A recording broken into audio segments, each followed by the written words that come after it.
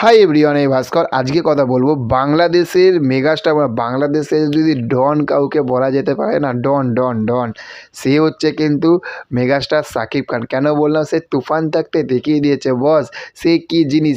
তার আগে মানে সাকিব খানের আগে কি বই আছে সেগুলো বস ভুলে যাও, ঠিক আছে। কিন্তু আজ এখন সবথেকে বড় বিষয় হচ্ছে যে এখন যে বিষয়টার উপরে কথা বলবো না, পাগল করা বিষয়ের উপরে কথা, পাগল হয়ে যাওয়া কিন্তু বিষয়। তার কারণ দেখো, বাংলাদেশের ডন কেন বললাম? তুফান, তাই না? প্রলয় প্রলয়, তারপরে হচ্ছে বরবাদ। বস কি হবে? তারপরে এই যে তুফান মুক্তি পেয়ে গেছিলো, বরবাদ মুক্তি পাবে, এরপরে যে সাকিব খান যেভাবে আসছে, আমরা শুনতে পাচ্ছি যেভাবে আসছে, সেটা হচ্ছে যে তুফানকে টপকাবে বরবাদ।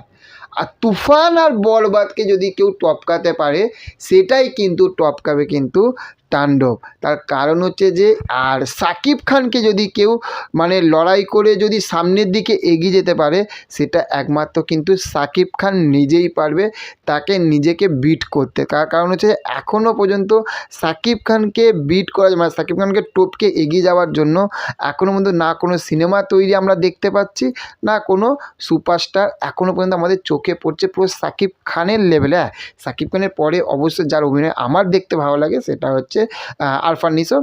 অবশ্যই আমার ভালো লাগে আরফান নিসোর। তো আজকে যে বিষয়টার উপরে যে কথাটা, সেটা হচ্ছে যে তাণ্ডব হবে হবে হবে হবে হবে, এটা আমরা শুনছিলাম, কিন্তু কনফার্ম একটা আপডেট এসে গেছে। সেটা হচ্ছে যে তাণ্ডবের পুরোপুরি প্রজেক্ট লক করা হয়ে গেছে। মানে স্ক্রিপ্ট প্লে যেগুলো হচ্ছে যে লেখালেখির কাজ পুরোপুরি শেষ।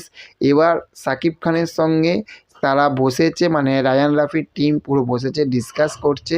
এইটুখানি কিন্তু আমরা কিন্তু জানতে পেরেছি।